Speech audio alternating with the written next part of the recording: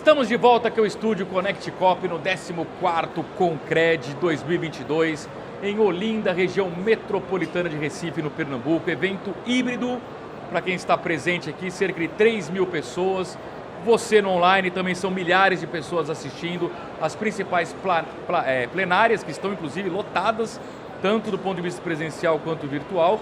E você já sabe que no intervalo a gente sempre volta aqui no estúdio com uma entrevista exclusiva. Estou recebendo a Jaqueline Weigel, que é futurista profissional, fez palestra aqui no Concred, um sucesso. Jaqueline, boa tarde, seja bem-vinda. Boa tarde, tudo bem? Prazer estar aqui. Tudo ótimo, o prazer é todo nosso. Jaqueline, para quem não pôde acompanhar a sua palestra, de forma resumida, qual foi o tema dela e as mensagens principais? O título da palestra era Futures Thinking em inglês e o tema foi a nossa principal tecnologia humana, que é o pensamento. Como ele é capaz de criar entusiasmo com o futuro, de criar medo em relação ao futuro e de nos travar no presente para que a gente possa criar o futuro que a gente realmente quer e precisa. E como é que você avaliou que esse segmento do cooperativismo financeiro absorveu esse conhecimento? Eu acho que o pensamento ele navega muito bem em todos os assuntos. Quando a gente está falando de negócio, de empreendedorismo, de novos modelos, de um coletivo que ganha força e tem cada vez mais poder, das coisas que estão mudando, no fundo a base sempre é a forma como a gente pensa nas coisas, o que a gente enxerga e como a gente toma decisão. Então eu acho que tem muito a ver com o que está sendo discutido aqui, que é esse novo mundo e todas as possibilidades que a gente tem para esse segmento. Pois é, Jaqueline, o segmento do cooperativismo financeiro é um segmento com muitos desafios pela frente, muitas incertezas. O próprio sistema bancário como um todo está num processo de transformação incrível. A gente viu explodir bancos digitais que estão surgindo, novas tecnologias. Pega o exemplo do Pix, que revolucionou a forma como a gente troca dinheiro entre pessoas, entre empresas. Não está fácil prever esse futuro e se adaptar a ele, não é isso? Não tá. Eu acho que a gente, primeiro assim, ninguém tem como prever nada. A gente está vivendo tudo ao mesmo tempo, então são desafios múltiplos. Eu acho que todo mundo está tendo desafios, mas hoje eu acho que esse segmento aqui, esse ecossistema aqui, ele tem mais oportunidades do que os bancos tradicionais e as coisas vêm mudando muito rapidamente. E a gente sabe que lá na frente, inclusive, o dinheiro é ressignificado, a forma como a gente trata com o dinheiro a partir de agora já mudou e o foco precisa estar no que a sociedade precisa, não no que os bancos precisam. E eu acho que aqui a gente começa a ter muita resposta interessante. Jaqueline, eu tenho uma curiosidade, assim, a tecnologia não para de evoluir, né? Não para de nos surpreender. Num primeiro momento a gente olha para isso, parece tudo positivo. É tudo positivo mesmo ou tem algo assustador lá na frente em que a tecnologia pode ser um exagero em termos de avanços e que em última análise vai ser ruim para a própria humanidade? Como é que você enxerga Essa isso? pergunta é muito legal.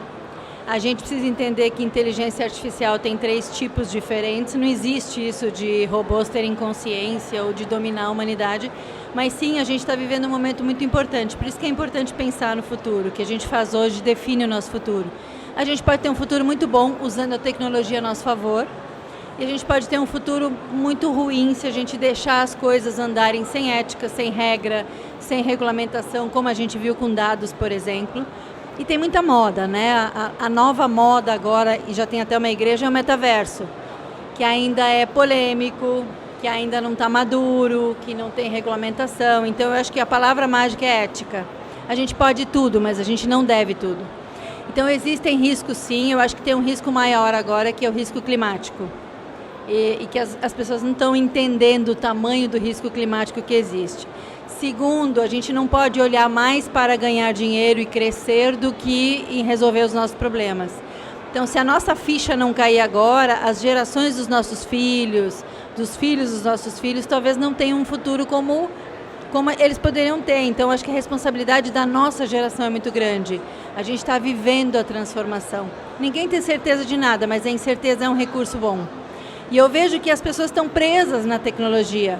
Ela tem uma nova curva de mudança em 2029, que é daqui a pouquíssimos anos. E ela não vai avançar sem limite, ela tem limites e ela muda de novo e vai entrar Next Technology, que muda tudo para uma era de pós-informação. Então eu vejo que a tecnologia está tendo um poder que talvez ela não devesse ter. Ela é uma ferramenta para que o humano construa um mundo mais rápido, que seja melhor para todo mundo, não para um pequeno grupo. Imagino que uma boa parte da nossa audiência hoje, assim como eu, são pais, mães, com crianças que já nasceram nesse mundo tecnológico, para o bem e para o mal. Sim. Né? Quão preocupada você está em relação a essa juventude? Eu não me preocupo muito com crianças e jovens, porque eu acho que eles têm um DNA, um chip um pouco diferente. Eu me preocupo com a nossa mudança, porque a gente ainda tem um poder de influência muito grande sobre esses jovens. Vê, por exemplo, a era digital criou uma juventude deprimida, pessoas em burnout, pessoas com problemas de socialização. Então, tudo é muito bonito, mas os adultos estão no comando e a gente precisa levar um pouco mais a sério essa nossa tomada de decisão.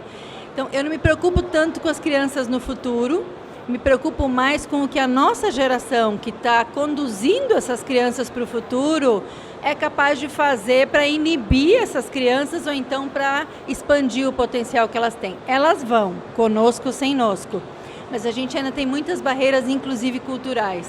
Então a gente tem que cuidar para que a gente seja uma alavanca para essas gerações de filhos e não uma nova barreira, porque eles já têm barreira suficiente, né? Verdade. Você mencionou na resposta anterior até o metaverso, né? O quanto esse mundo virtual complementa, substitui ou conflita o nosso mundo real? Eu vou dar uma resposta um pouco polêmica para uma futurista, tá? Porque a maioria é super encantada com tecnologia. Eu também gosto, mas eu não sou uma futurista pirada em tecnologia. Acho essa conversa um pouco irresponsável. O metaverso, ele não está constituído ainda e eu não preciso encontrar um avatar seu numa sala em Marte para ter uma conversa boa. Então, acho que a gente está viajando um pouco. Existe uma discussão grande sobre se o metaverso não é uma nova tentativa ou de fraude, de manipulação, porque nós estamos falando ainda do online, de videogame, de 3D, talvez vá se configurar. Então, eu acho que o metaverso é interessante. O mundo híbrido está posto. A gente ainda tem muito caminho para chegar num denominador comum. Então, eu poder fazer uma reunião virtual em vez de me deslocar durante um dia inteiro é legal, mas precisa ser no metaverso. Então, eu sempre fico perguntando o que tem por trás dessa nova onda da moda. Então, pega leve, vai com calma, vamos ver o que é, deixa maturar. Está no ar, a gente ainda não mapeou risco, é usado para o bem, é usado para o mal. Então, eu acho que a gente precisa ter um pouquinho mais de cuidado quando a gente joga todas essas nomenclaturas no mercado, porque a galera vai como abelha. Teve o Second Life há um tempo atrás, a gente vinha falando isso agora do carro. Então, não é à toa que o Facebook se chama de Meta hoje em dia, né? A gente tem que cuidar com colonizações e com coisas muito precoces. Acho que é legal, acho que não tem volta para o mundo de antes. O mundo está híbrido e isso é legal. Ele vai continuar híbrido, mas ele precisa ser mais humano do que digital, senão a gente vai adoecer. O que a pandemia mudou na sua profissão e na forma como você enxerga o mundo? A pandemia mostrou que olhar para o futuro deixa você mais preparado para a mudança de condição repentina. E uma avaliação que a gente fez, 10 anos de mudança foram encaixados em 1 ano. Então não é que a pandemia mudou nada, ela acelerou uma mudança que já estava em curso. Agora a gente tem a guerra, e a guerra de novo vai mudar o cenário radicalmente para o ano que vem. E isso mostra que quando você pensa no futuro, você consegue se antecipar para desafios e imprevistos, enquanto que quem está só no dia a dia toma susto, às vezes quebra, às vezes tem mais perda, mais dor. E a gente discute muito o que a pandemia trouxe. Eu particularmente vejo que o saldo é positivo, mas tem muitas coisas que são sequelas. Por exemplo, a dificuldade das crianças de se socializarem. Ao mesmo tempo, eu posso trabalhar de onde eu quiser. Então, sempre tem um saldo positivo e negativo. Eu acho que a pandemia nos deu grandes lições. A gente precisa parar um pouco para pensar no que a gente está fazendo, né? E para cuidar um do outro. Verdade.